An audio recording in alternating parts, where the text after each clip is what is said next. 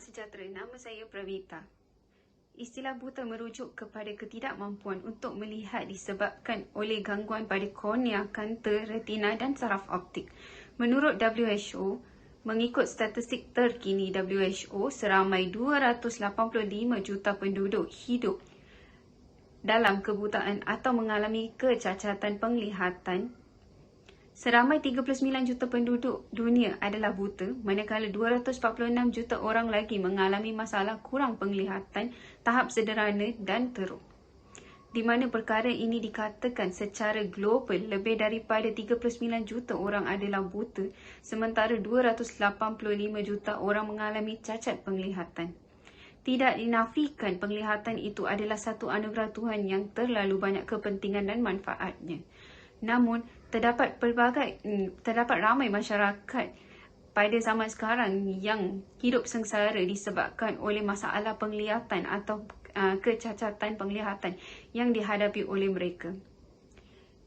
Mereka-mereka yang mengalami cacat penglihatan atau kebutaan ini tidak patut diabaikan oleh masyarakat disebabkan oleh banyak rintangan hidup yang dialami oleh mereka, di mana perkara ini boleh menjejaskan serta membahayakan masyarakat tersebut.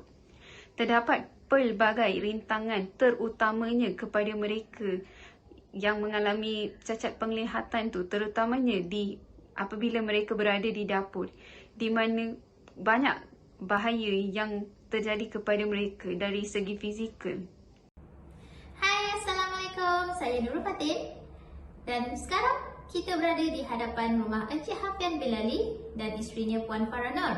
Encik Hafian adalah seorang freelance e-commerce dan beliau merupakan seorang OKU penglihatan yang telah kehilangan penglihatannya sejak di bangku sekolah lagi.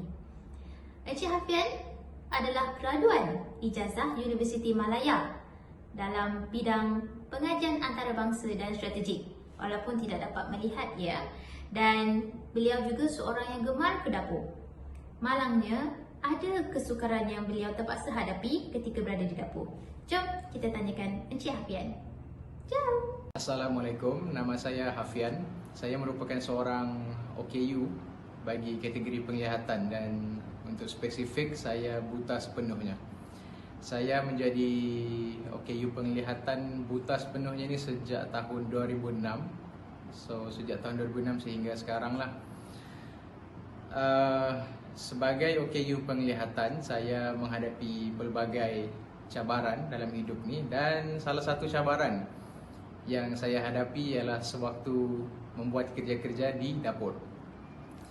Dan secara spesifiknya kalau di dapur, salah satu masalah atau cabaran yang saya hadapi adalah sewaktu hendak menuang ataupun agak sukatan ketika menuang air panas ataupun apa-apa cair panas ke dalam bekas atau ke cawan, ke dalam periuk ataupun ke mana-mana lah. Jadi cabaran di situ saya sukar untuk mengagak paras mana cecair panas itu sudah berada, dan salah satu cara yang saya guna untuk tahu air panas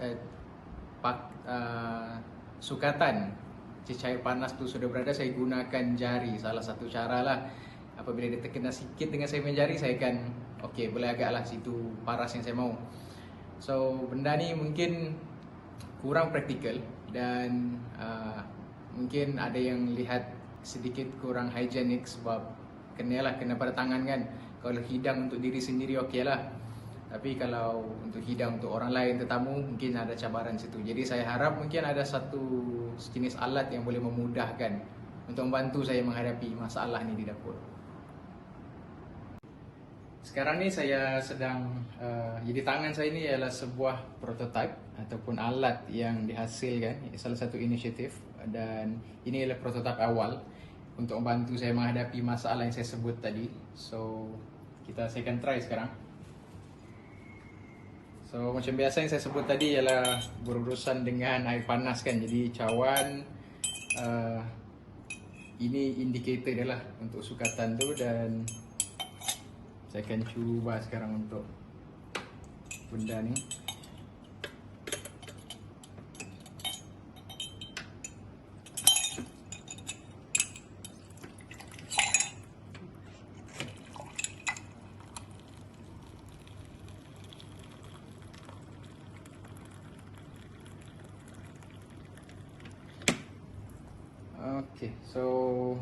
Dia boleh tahu bila benda ni sampai kat kena saya punya jari.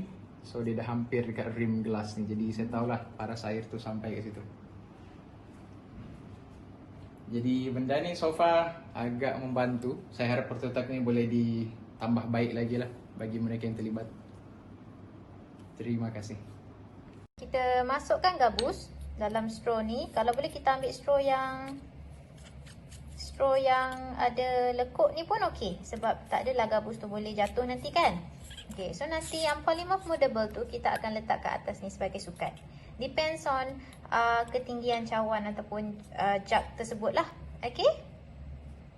Sekali kita akan masukkan polymorph moldable ni.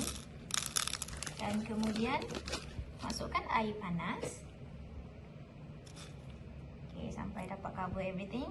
Dan lepas tu kita kena tunggu beberapa saat supaya air panas tu cool down sikit dan kita boleh uli polymorph ni. Okay. Okay, bila dia dah jadi jernih macam ni, kita boleh start uli lah. Kita uli ikut bentuk apa yang kita nak buat. Okay, macam plan kita adalah untuk buat satu laras yang melekat dekat hujung straw tu. Nanti kita akan tunjuk. See, dia jadi jernih macam ni, so boleh uli ya. Okay, kita uli. Okay, kemudian kita ambil straw yang kita dah letakkan gabus tadi. Polymorph yang dah diuli tadi, kita panjangkan macam ni. Dan kita boleh lilit dia. Okay, kemas-kemas sikit lah. Okay, kalau panjang kita just tarik. Okay, boleh nampak kan? Okay, lepas tu ya, okay, kemas-kemaskan sikit. Okay.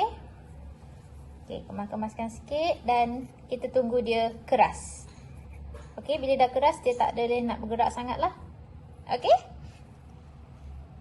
Okey, Assalamualaikum warahmatullahi wabarakatuh dan selamat sejahtera kepada sesiapa saja yang tengok video ni. Okey, terima kasih kepada sahabat-sahabat saya yang sebelum ni telah menerangkan apa itu level liquid indicator ataupun liquid level indicator. Okey, seperti yang kita tahu, liquid level indicator ni membantu orang kelana upaya untuk menyukat paras air yang berada di dalam cawan untuk mereka minum. Okey. Jadi, di sini saya pula ingin menerangkan apakah bahan-bahan dan berapakah kos yang digunakan untuk mencipta prototipe alat ini. Alat ini yang diberi nama sebagai level liquid indicator ataupun liquid level indicator menggunakan 3 bahan saja dan untuk membina prototipe. Yang pertama ialah gabus. Okey, gabus adalah salah satu alat atau salah satu bahan yang digunakan dalam inovasi ini adalah untuk mengapungkan straw besi yang dicantumkan dengan sudu. Okey. Selain itu, harga gabus ini adalah RM3 sahaja bagi 6 biji. Okey, barangan kedua yang kami gunakan adalah batang besi. Batang besi ini adalah berbentuk seperti straw dengan ukuran sepanjang 10 cm. Harga yang kami dapat adalah sejumlah RM5. Okey, kemudian polymorph moldable. Polymorph moldable yang seperti kita lihat tadi, ianya seperti plastisin. Okey, dan ianya berwarna jernih. Seperti yang kita tahu, polymorph moldable ni boleh dilenturkan dan harganya adalah RM6.30 bagi 100 gram. Okey, itu saja daripada saya. Kita jumpa di lain waktu. Assalamualaikum warahmatullahi wabarakatuh dan selamat sejahtera. Semoga kita peroleh hidayah dan taufik. Assalamualaikum.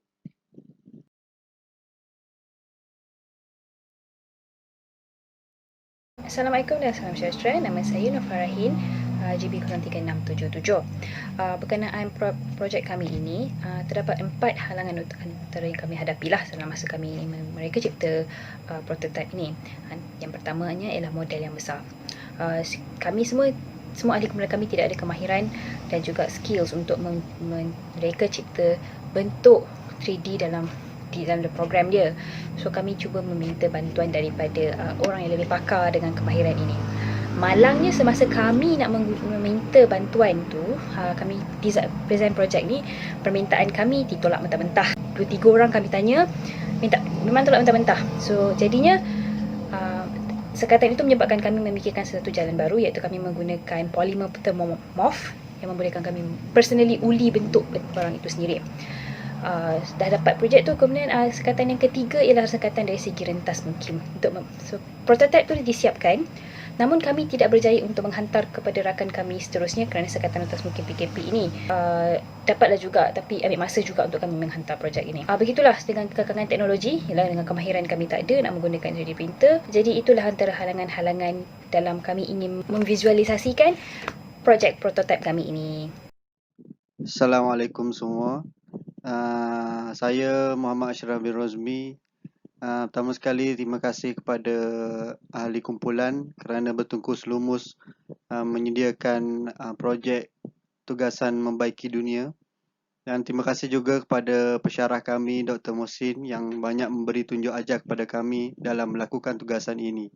So, sebagai kesimpulan yang dapat dirumuskan daripada projek membaiki dunia ini, apa yang dapat kami rumuskan, isu yang dihadapi oleh orang kelainan upaya penglihatan selalu terlepas pandang oleh segenap lapisan masyarakat.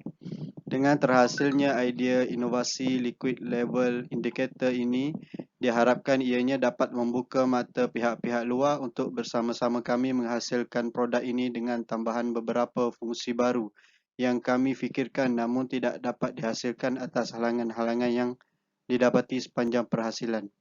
So, sebagai cadangan yang dicadangkan daripada kumpulan kami, diharapkan pada masa hadapan ramai pencipta memberi perhatian kepada orang kurang upaya penglihatan supaya mereka dapat memberi manfaat kepada diri mereka sendiri. Pihak kerajaan memberi bantuan kepada pencipta yang memberi perhatian kepada golongan orang kurang upaya ini. So, itu sahaja daripada kumpulan kami. Sekian, terima kasih.